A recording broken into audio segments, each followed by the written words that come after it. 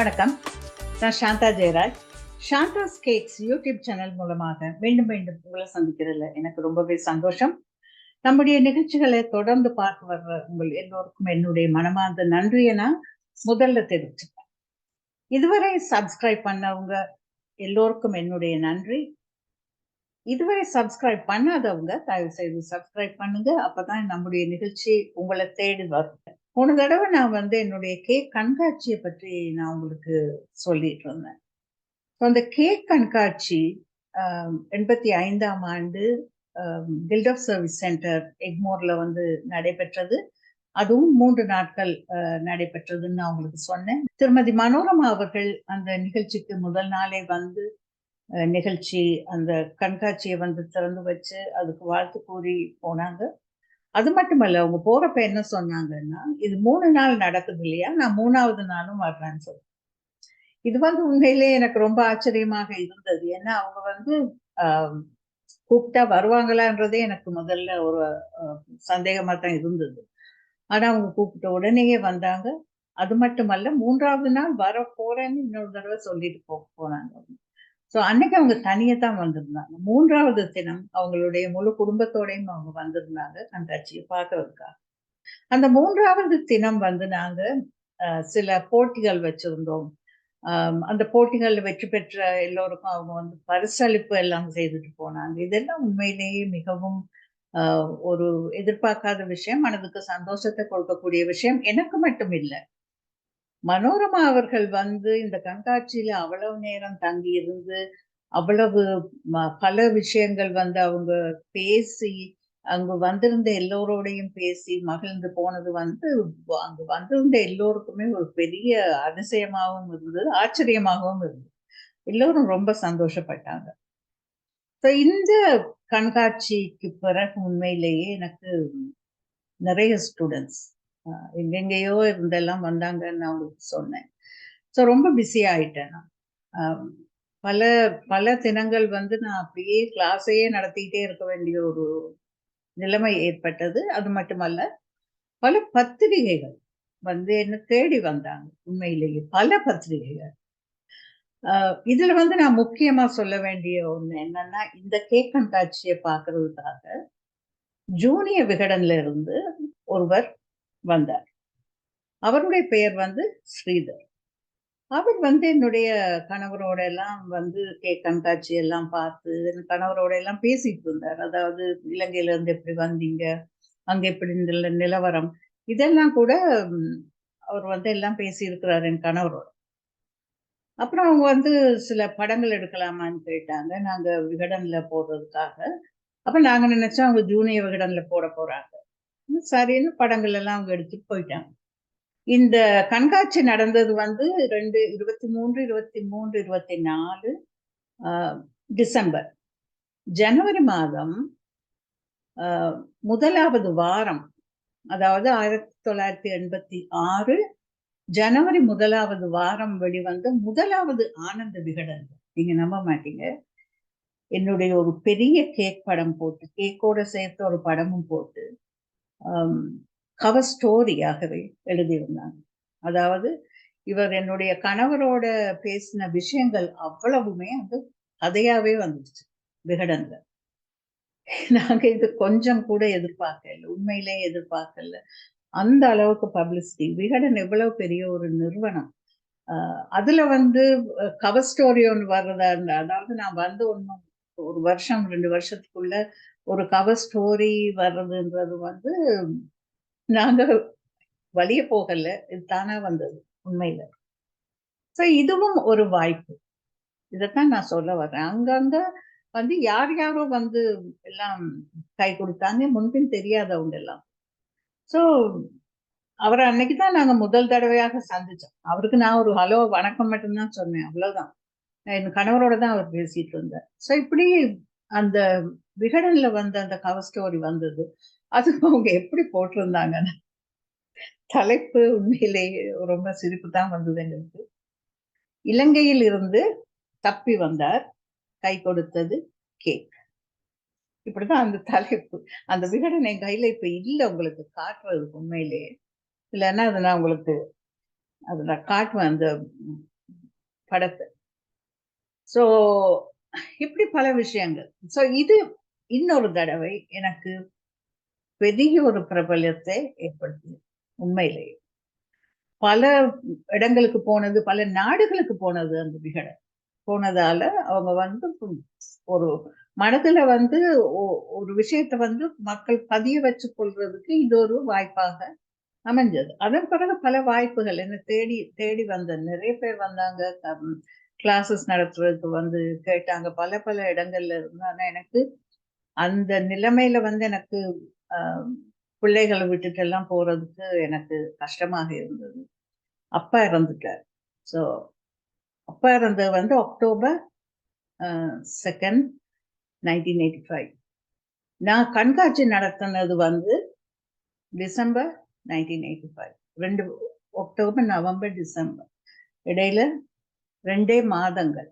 So எப்படி என்னால இன்னொரு முறை இதை செய்ய முடிஞ்சதுன்னு தான் நான் இப்பவும் இருந்து நான் யோசிக்கிறேன். அது என்னன்னா, ஒரு இழப்பு வரும்போது அதை வந்து நாங்க மறக்கிறதுக்கோ அதுல இருந்து வெளியில வர்றதுக்கோ இது போன்ற கலைகள் நிச்சயமாக கை கொடுக்கும். ஏன்னா இது வந்து ஒரு தெரப்பி மாதிரி. இப்ப கேக் டெக்கரேட்டிங்ன்றது வந்து இப்போ ஒரு இசையோ ஒரு நடனமோ அல்லது வேற ஏதாவது நுண்கலைகளோ வந்து உங்களுக்கு துயரத்துக்கு மருந்தாக அமையக்கூடியது. நாங்க வந்து மனம் வந்து ரொம்ப நொந்து போயிருக்கிறப்போ கவலையா இருக்கிறப்ப வந்து இசையை கேட்கும் போது எங்களுக்கு அதுல ஒரு சந்தோஷம். அதே போலத்தான் இந்த கேக் செய்யும் போதும் கூட அதுல ஒரு ஈடுபாடு மனதுல இருந்தால் உண்மையிலேயே உங்களுக்கு அது ஒரு தெரப்பி மாதிரி இருக்கும். அது மறந்து போடும் உண்மை. சோ இது வந்து அது எப்படின்னா ஒரு ஒரு கேக்க செய்யும் போது அது ஒரு மெடிடேஷன் மாதிரி, ஒரு தியானம் மாதிரி. ஏன்னா அந்த கன்சென்ட்ரேஷன் அதுல எந்த அளவுக்கு எங்களுக்கு இருக்கோ அந்த அளவுக்கு நாங்க அதுல அப்படியே லயிச்சு போயிடும். இதுதான் எனக்கு நடந்தது. ஸோ அப்பா இருந்து 2 மாதத்துக்குள்ளேயே இப்படி ஒரு பிரம்மாண்டமான கேக் கண்காட்சி. இது வந்து நான் முதல்ல செய்த கண்காட்சியை விட நிறைய கேக்ஸ் இதுல நான் பண்ணியிருந்தேன்.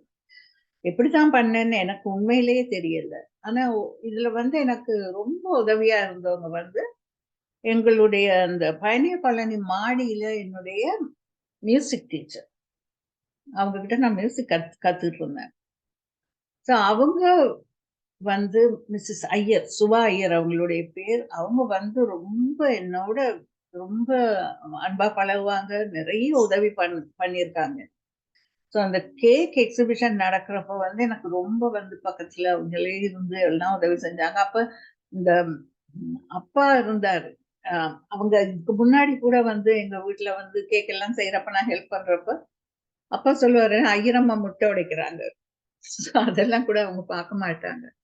ஆனா ரொம்ப எனக்கு வெரி ஹெல்ப்ஃபுல்.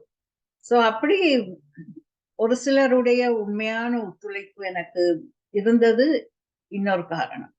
இல்லைன்னா தனி மரம் ஒரு நாளும் தோப்பாகாது. ஸோ தனிச்சுத்தான் நாங்க எல்லாம் செய்தோம், எங்களுடைய திறமையில மட்டும்தான் எல்லாம் செய்தோம்னு சொல்லி நாங்க சொல்ல முடியாது. ஸோ மிஸ்ஸஸ் ஐயருடைய உதவி எனக்கு நிறைய இருந்தது. வந்து என் கூடயே இருப்பாங்க. அவங்க வந்து நிறைய உதவிகள் எல்லாம் செய்வாங்க. பாத்திரம் கழுவுவாங்க, ஐசிங் மிக்ஸ் பண்ணுவாங்க, எல்லாமே செய்வாங்க. இது வந்து அந்த நேரத்தில் உண்மையிலேயே ஒரு அச்சீவ்மெண்ட் தான் நான் சொல்லணும் உண்மையிலேயே. ஏன்னா அந்த கேக் கண்காட்சி அவ்வளவு அழகாக அமைஞ்சது. தூரதர்ஷன் வந்து அதுக்கு நல்ல பப்ளிசிட்டி கொடுத்தது.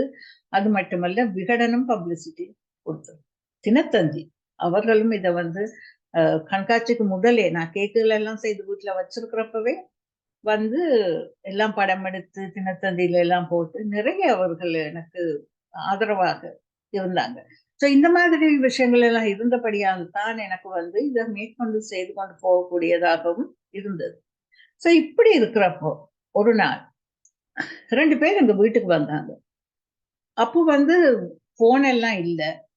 ஸோ அவங்க எனக்கு போன் பண்ணவில்லை, ஒன்றும் இல்லை, சும்மாவே வந்தாங்க. அவங்க வந்து ஒரு லேடி, அப்புறம் ஒரு கொஞ்சம் வயசான ஒருத்தர் வந்து சொன்னாங்க, நாங்க வந்து திருமகள் நிலையம்னு ஒரு பதிப்பகம் வச்சிருக்கோம். ஸோ உங்களுடைய கேக் விஷயங்கள் எல்லாம் நாங்க பார்த்துருக்குறோம், பத்திரிகைகள்ல எல்லாம் பார்த்துருக்கோம், உங்களை பற்றி கேள்விப்பட்டிருக்கோம். நீங்க ஒரு புத்தகம் எழுதுனா என்னன்னு கேட்டார். அப்போ வந்து எனக்கு உண்மையிலே எனக்கு சிரிப்பு தான் வந்தது. நான் சொன்னேன், "இந்த புத்தகமா? நான் எழுதுறதா? எப்படி?" அவங்க சொன்னாங்க, "அப்படி இல்ல. உங்க கேக்ஸ் எல்லாம் ரொம்ப நல்லா இருக்கு. கேக்ல வந்து தனிப்பட்டு ஒரு நூல் இதுவரைக்கும் தமிழ்ல வரல. அதாவது தமிழ்நாட்டிலே வரல. எங்கேயுமே வரல."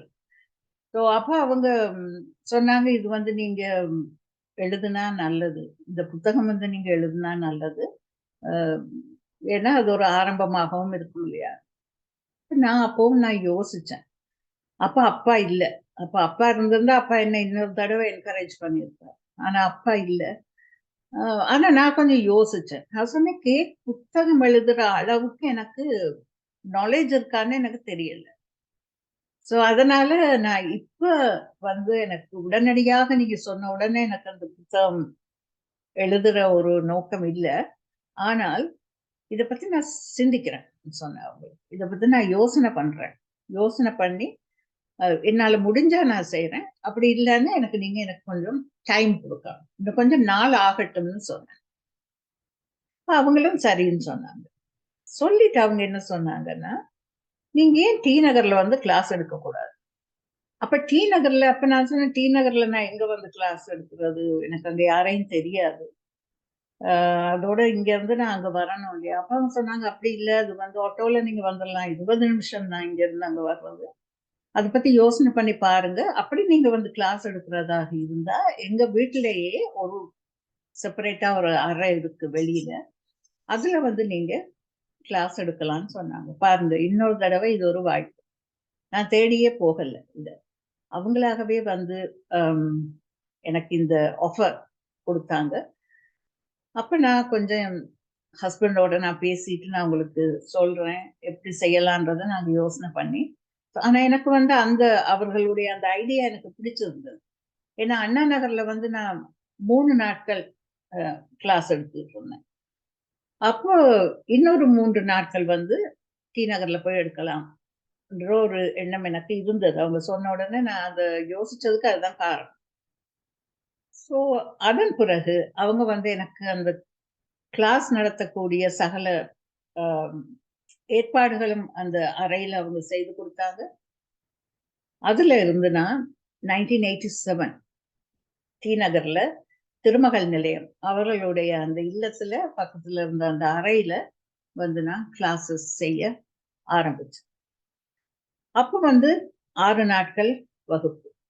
3 நாட்கள் அண்ணா நகர், 3 நாட்கள் அ டி நகர். அப்ப எங்களுக்கு ஒரே ஒரு நாள் சண்டே மட்டும் நாங்க ஃப்ரீ. அந்த சண்டே அன்னைக்கு நாங்க அப்படியே ஆட்டோல ஏறி போயிருவோம் படம் பார்க்க. ஸோ இது ரொம்ப இன்ட்ரஸ்டிங். அது கூட ரொம்ப இன்ட்ரஸ்டிங். அந்த சண்டே எப்போ வரும்னு பசங்க எல்லாம் பார்த்துட்டு இருப்பாங்க.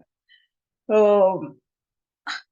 இந்த கேக் பயணத்துல உண்மையில பல பல வகையான அனுபவங்கள் மட்டுமில்ல, எனக்கு வந்து பலருடைய அறிமுகம். அதாவது நானாக தேடி போகாமல், என்ன தேடி பலர் வந்தாங்க. அந்த மாதிரி இன்னும் பலர் என்ன தேடி வந்திருக்கிறாங்க. நான் டி நகர் போய் கிளாஸ் எடுக்க போனதுக்கு அப்புறம். அந்த விஷயங்கள வந்து நான் இன்னொரு எபிசோட்ல உங்ககிட்ட பகிர்றேன். அதுவரை நன்றி. வணக்கம்.